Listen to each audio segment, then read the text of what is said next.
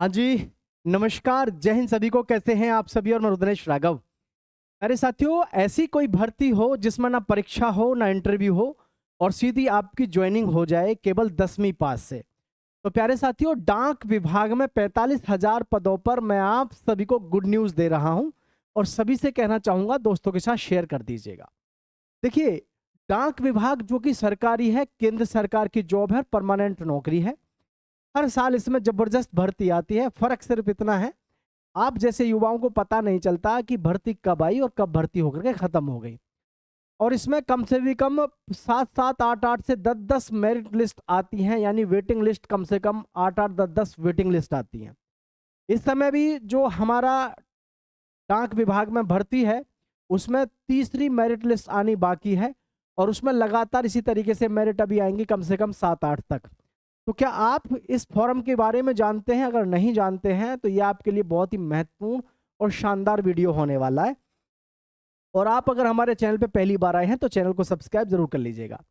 देखिए, डाक विभाग में जो जीडीएस की पोस्ट होती है, ग्रामीण डाक सेवक की, और एक होती है पोस्टमैन की यानी डाकिया की। जो जीडीएस होता है, इसका तो काम होता है, जीडीएस ग्रामीण डाक सेवक, गांव गांव में डाक बांटना या गांव गांव से रिलेटेड काम होते हैं जीडीएस के। और एक होता है पोस्टमैन, जिसका मुख्य काम होता है शहर में या गांव में उसको कहीं भी तैनाती दे दी जाती है। उसका जो काम होता है वो शहर में भी काम करता है और गांव में भी काम करता है। ठीक है। तो मैं फाइनली आप सभी को ये बताना चाहता हूं, अगर आपको भी नहीं पता कि भाई भारतीय डाक विभाग की भर्ती बिना किसी एग्जाम के, बिना किसी इंटरव्यू के होती है, तो ये आप बहुत मतलब गलत उसमें है, एक फहमी में, कि आपको पता ही नहीं है। ठीक है। तो आप सभी के लिए बहुत ही बेहतरीन और शानदार है। इसमें जो उम्र सीमा रहती है 42 वर्ष रहती है जनरल की। उसके बाद SC ST OBC उनके लिए अलग से छूट रहती ही है। तो पूरी जानकारी इस वीडियो में आपको सभी को देने वाला हूं। सभी साथी ध्यान से देख करके दोस्तों के साथ शेयर जरूर करना। ठीक है, चलिए। तो डाक विभाग में जो हमारी भर्ती है, सबसे पहले इसमें मैं आपको कुछ चीज़ें बताना चाहूँगा जो बहुत ज़रूरी हैं आपको लेकर के, सैलरी से हर चीज़ के बारे में। ठीक है, देखो देखो ध्यान से। जो डाक विभाग है,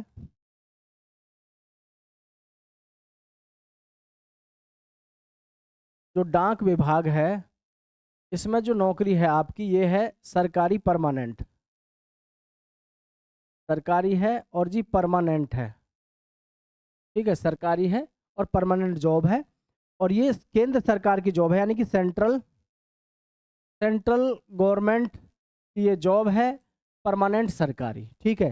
सबसे बड़ा फायदा इसमें देखो, मैं आपको बताऊं इस भर्ती में सबसे बड़ा फायदा क्या है। आप अपने घर से ड्यूटी करने जाओगे। ठीक है, अपने घर से ड्यूटी करने जाओगे पोस्ट ऑफिस में, और जी पोस्ट ऑफिस में ड्यूटी करके आप वापस अपने घर आ जाओगे, क्योंकि इसमें जो जॉब मिलती है आपको आपके लोकल क्षेत्र में मिलती है।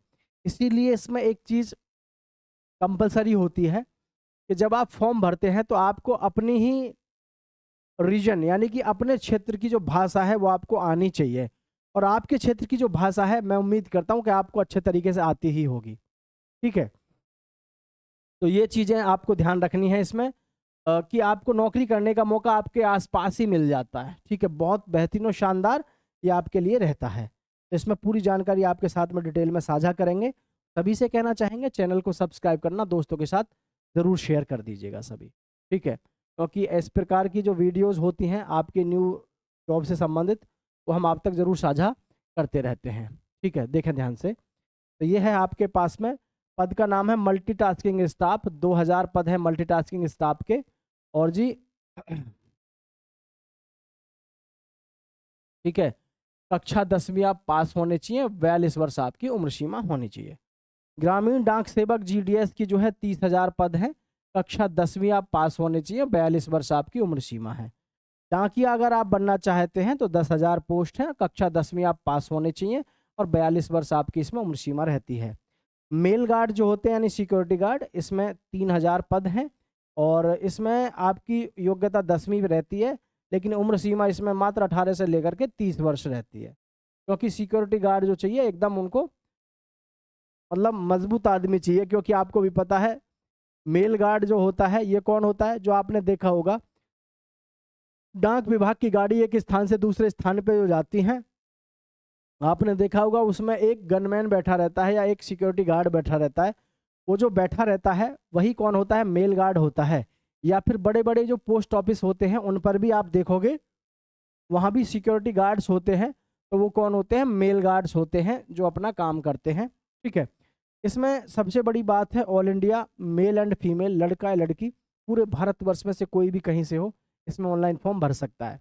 ठीक है, और इसमें सबसे बड़ी बात यह है ना आपको रिटन एग्जाम देना है, ना ही आपको इसमें कोई फिजिकल देना है, और ना ही इसमें आपका कोई इंटरव्यू होना है। ठीक है, और सबसे बड़ी बात मैं आपको बताऊं सैलरी के बारे में, तो देखो जीडीएस की जो सैलरी है ग्रामीण डाक सेवक की, इसकी तो सैलरी रहती है लगभग 14,000 से लेकर के 18,000, अलग अलग स्टेट में अलग अलग जोन के हिसाब से। ठीक है, और जो पोस्टमैन है डाकिया, इसकी सैलरी जो रहती है इसकी रहती है लगभग 53,000।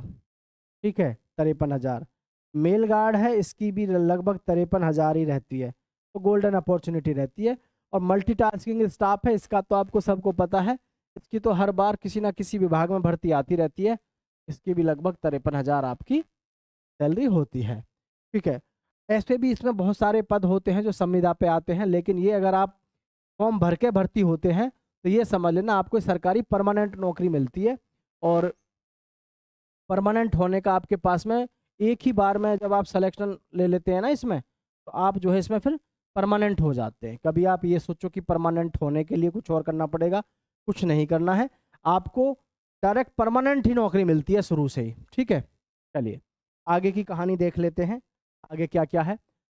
चयन प्रक्रिया देख लो, 10वीं कक्षा के अंकों के आधार पर, है ना, कौशल प्रशिक्षण जहां लागू हो। ये कौशल प्रशिक्षण क्या है इस चीज़ को मैं आप सबको बता दूं। देखिए 10वीं कक्षा में ध्यान रखना, जो हमारे पास में इसमें जो मेरिट आएंगी फर्स्ट से लेकर के कम से कम 6 मेरिट आएंगी। ठीक है, 6 मेरिट कम से कम आएंगी।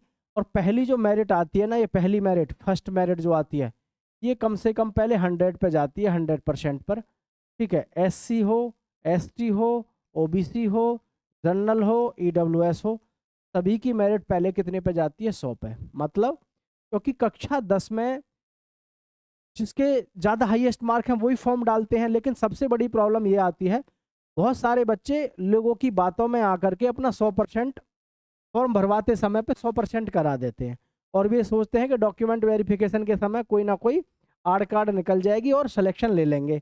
लेकिन जब इनका दस्तावेज सत्यापन होता है तो फिर इनको परेशानी उठानी पड़ती है और ये फेल हो जाते हैं यहाँ पर। ठीक है, और इनके साथ में कार्रवाई भी होती है।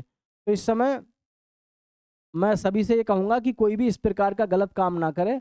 अपने 10वीं क्लास में जितने भी मार्क्स हैं फॉर्म भरवाते समय वही भरे करो, किसी की बातों में मत आया करो, अपना आपा भी नहीं सुलझाया जाएगा नौकरी के चक्कर में। ठीक है, तो इसमें आपको जो फर्स्ट मेरिट आएगी वो लगभग 100 पे आएगी, सेकंड हल्की सी डाउन होगी। ठीक है, सेकंड हल्की सी डाउन होगी, जैसे 99 पे आ जाएगी, 99 पॉइंट कुछ पे आ जाएगी। लेकिन 6 मेरिट तक आते आते लगभग आपका स्कोर चांसेस रहता है कि 85% के आसपास, 80%, 75% तक लगभग सिलेक्शन होने के चांसेस रहते हैं। और हर साल ये फर्क पड़ता है कि होशियार बच्चे इसमें फॉर्म डाल रहे हैं या नहीं डाल रहे हैं। तो उम्मीद है कि सारी चीज़ें आपको शायद क्लियर हो गई होंगी। और रही बात ऑनलाइन फॉर्म की, तो मैं आप सभी को बता दूं इसके जो ऑनलाइन फॉर्म है आपके जून जुलाई में ऑनलाइन फॉर्म शुरू होंगे और हर साल भी होते हैं। तो आप सभी अपनी तैयारी डॉक्यूमेंट्स की रखें, क्योंकि इसमें कोई तैयारी वैसे तो करनी है नहीं आपको। आधिकारिक वेबसाइट पर जाना होता है, इंडिया पोस्टल पोर्टल पर जाएं, जॉब सेक्शन में जाएं और संबंधित पद के लिए आवेदन लिंक क्लिक करें। आवेदन ऑनलाइन आवेदन पत्र भरें और आवश्यक दस्तावेज अपलोड करें। आवेदन शुल्क का भुगतान करें। आवेदन शुल्क 100 रुपये रहती है। SC ST PWD के लिए कोई भी फीस नहीं रहती है और आंतरिक उम्मीदवार आवेदन शुल्क से मुक्त होते हैं। ठीक है, तो सभी साथी चैनल को सब्सक्राइब करके दोस्तों के साथ शेयर करना।